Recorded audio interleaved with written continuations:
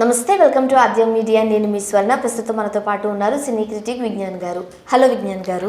విజ్ఞాన్ గారు, Karthikeya 2 pan India లెవెల్లో ఒక రేంజ్లో హిట్ అయిపోయింది.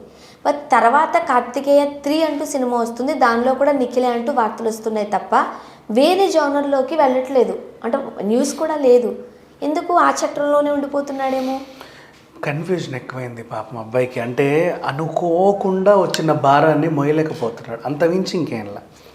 రీజన్ అప్పటి వరకు బింబిసార హిట్ అయింది, తర్వాత సీతారామం హిట్ అయింది, థర్డ్ హిట్గా కార్తికేయ వచ్చింది. కార్తికేయ వచ్చిన తర్వాత ఆ సినిమా క్రియేట్ చేసిన వండర్ ఏంటంటే, చాలామంది మూవీ చూసేటప్పుడు సెల్ ఆడుకుంటావు, లేకపోతే మాట్లాడుకుంటున్నావు, లేకపోతే ఎప్పుడెప్పుడు హీరో వస్తే పేపర్లు వేద్దామనో, రకరకాలుగా ఉంటాయి ఎవరిదైనా సరే. ఫోన్స్ వచ్చినా ఇట్లా పక్కన పెట్టేసి, తెచ్చిన మూటలన్నీ కూడా అట్లా పెట్టేసి ఇట్లా చూసే సినిమా ఏదన్నా ఉందంటే కార్తికేయ. మొన్న రవితేజ రావణాసురు కూడా అలాగే చూశారు. ఆ రకంగా చూసుకుంటే ఒకసారి కార్తికేయ ఇప్పుడు మన టాపిక్ అది కాబట్టి, సో ఆ రకంగా చూసుకుంటే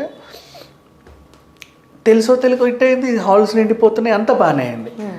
ఆల్రెడీ తెలుగు రాష్ట్రాల్లో హిట్ అవుతుందని తెలుసు, హిట్ అయ్యిందని కూడా నమ్మకం ఉంది. పర్వాలేదులే, ఎంతో కొంత వస్తే నా ప్రొడ్యూసర్ సేఫ్ అని ఒక భరోసా కలిగింది. ఓకే, అంతవరకు కథ సుఖాంతం, హ్యాపీ. ఇప్పుడు అనుకోని మలుపు ఏంటంటే, ఏదో ఒక రీల్ అట్లా సరదాగా బాలీవుడ్కి వెళ్ళింది. అప్పటికే వాళ్ళు బింబిసారాని సీతారామంని వేసేసరికి ఓ మోస్తారు ఆడితే, అలాగే ఇది కూడా 4 థియేటర్లో పడేద్దాం అన్నట్లుగా ఓ ప్రింట్ వెళ్ళింది. వెళ్ళినప్పుడు ఇప్పుడు అక్కడ డిస్ట్రిబ్యూటర్స్కి అండ్ ఎగ్జిబిటర్స్ కూడా ఒక గ్రూప్ ఉంటుంది కదా, వాళ్ళు మాట్లాడుకుంటారు కదా, లాభాలు ఉన్నాయన్నా నష్టాలైనా సరే.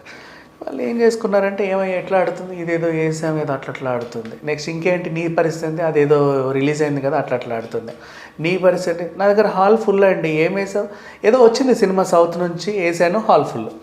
అవునా, ఏం సినిమా, ఎక్కడి నుంచి వచ్చింది, ఏంటో ఏదో కార్తికేయ అంట, సంథింగ్ ఏదో టెంపుల్ బ్యాక్గ్రౌండ్ ఉంది, అందరు ఇట్లా నోరెళ్ళ పెట్టి చూశారు,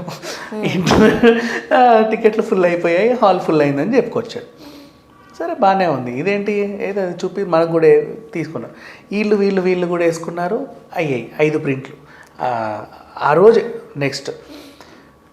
నెక్స్ట్ డే 15 థియేటర్లు, 15 థియేటర్ల తర్వాత ఇక అనూహ్యంగా అన్ని హౌస్ఫుల్లు.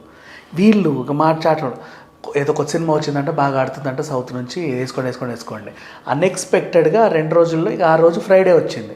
ఆ వీక్ ఫ్రైడే బాలీవుడ్లో ఉండే రెగ్యులర్ సినిమాలన్నింటినీ పక్కన నెట్టేసి అన్ని థియేటర్స్లో కార్తికేయ వేశారు. 3000 స్క్రీన్లు, 30 నుంచి 3000 స్క్రీన్లకి వెళ్ళిపోయారు. మనం చూసాము ఆ రోజు.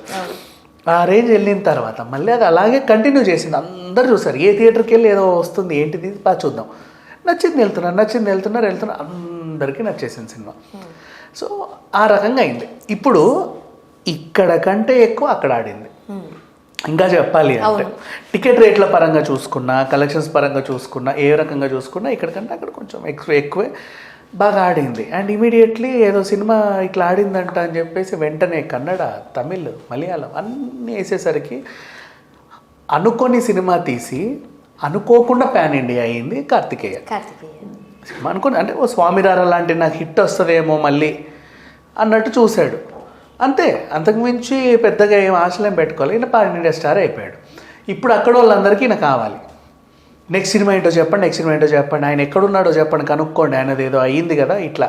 మీ దగ్గర నుంచి అప్పుడెప్పుడో ప్రభాస్ వచ్చారు, మొన్న ఎన్టీఆర్ రామ్ చరణ్ వచ్చారు, ఇట్లా వచ్చారు, ఆయన ఉన్నాడుగా, ఆయన ఏడి, ఆయన ఎక్కడ, ఆ హీరో ఎక్కడ, అయిపోయింది. ఈయనకేమో ఇట్లా నోరెలా పెట్టి చూస్తున్నాడు, అసలు ఏంటిది, ఏం జరుగుతుంది నాకు అని చెప్పేసి. అప్పటికే ఆల్రెడీ షూటింగ్ పూర్తి చేసుకుని 18 పేజెస్ని ఏదో తూతుమంత్రంగా రిలీజ్ చేశారు.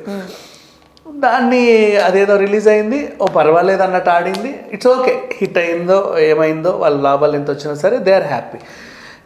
నెక్స్ట్ చూసుకుంటే ఇప్పుడు ఆయన మీద పెద్ద బండ పెట్టారు. ఏది మనకి RRRలో ఎన్టీఆర్ని మోయడానికి కింద పెద్దది కడతారు చూడ, అది తెచ్చి నెత్తి మీద పెట్టారు. ఇప్పుడు ఎట్లు మోయలేక వస్తున్నాడు. నువ్వు అనుకున్న లెవెల్ వేరు, ఇప్పుడు నీ లెవెల్ వేరు, ఏదో చెయ్యాలి, తీయాలి, అంతే. నువ్వు ఇప్పుడు ఎవరిని ఎంచుకుంటావో చెప్పు.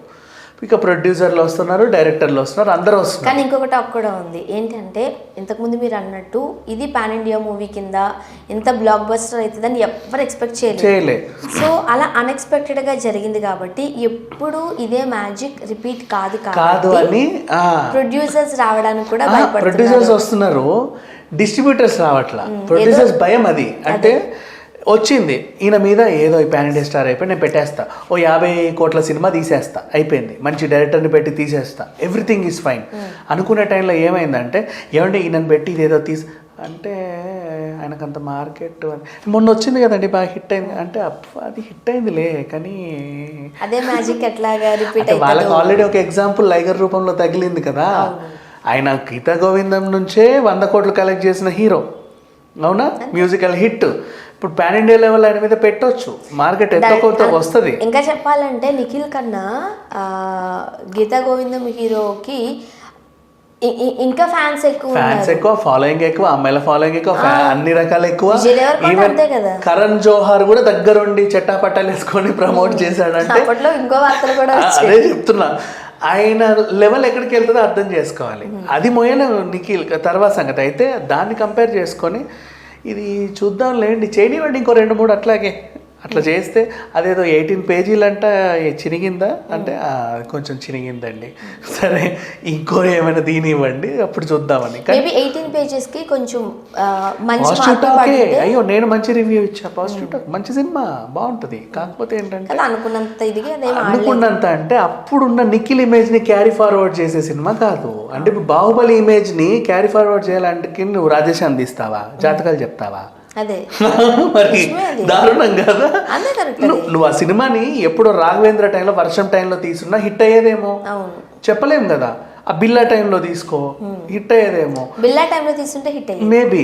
నిన్ను తీసుకొచ్చి ఎక్కడో పెడితే నువ్వేమో రోడ్ల మీద కూర్చొని జాతకాలు చెప్తా, అది చేస్తా, ఇది చేస్తా, నువ్వేమైపోతావో తెలుసా అంటే ఎవరు చూస్తారబ్బా. అండ్ అలాగే మహేష్ బాబుకి కూడా నీకు 4 పోకిరి అతడు ఇవన్నీ మంచిగా ఉండే టైంలో నువ్వు కలేజ నేను దేవుణ్ణి అంటే ఎవరు ఉంటారు? వద్దు, ఏం చెయ్యాలో అదే చెయ్యాలి, అది చెయ్యొద్దు. సో ఈ రకంగా ఇకపోతే ఈ అబ్బాయికి ఏంటంటే ఏం చెయ్యాలి ఏం చేయకూడదు అనే దాంట్లో కూడా ఈయనకంటూ ఒక ఇది పర్టికులర్ ఇది కనబడట్లా. అనవసరంగా మోసేశారు, ఏదో చేయాలి. నా మానన నేను సినిమాలు తీసుకుంటూ పోతుంటే ఆ సినిమాలు చెయ్యాలో అర్థం కావట్లేదు, ఆ సినిమాలు ఒప్పుకోవాలో తెలియట్లేదు. ఆ సినిమా ఒప్పుకుంటే ప్రొడ్యూసర్ పెట్టినా వాడు కొంటాడో లేదో తెలియదు.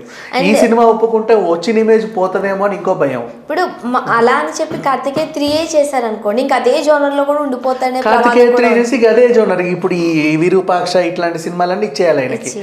ఎట్లా ఇప్పుడు ఆ కార్తికేయ 3 కూడా మంచి సినిమా కాదని లేదు. ఇప్పుడు వాళ్ళు రామాలయం చుట్టూ తీస్తున్నారు, ఫైన్.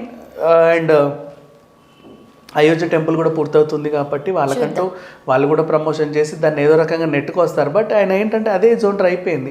అట్లాంటి హీరో అని ముద్ర వేసాడు. ఇప్పుడు నెక్స్ట్ బాలీవుడ్లో ఇప్పుడు రామసేతు లాంటి సినిమాలు తీస్తే అక్షయ్ కుమార్ లాంటి వాళ్ళని తీసి ఈయనను పెడతారేమో, ఇట్లాంటి అలాగే ఉంది యాజ్ అ జర్నీ అంతా. Thank you so much.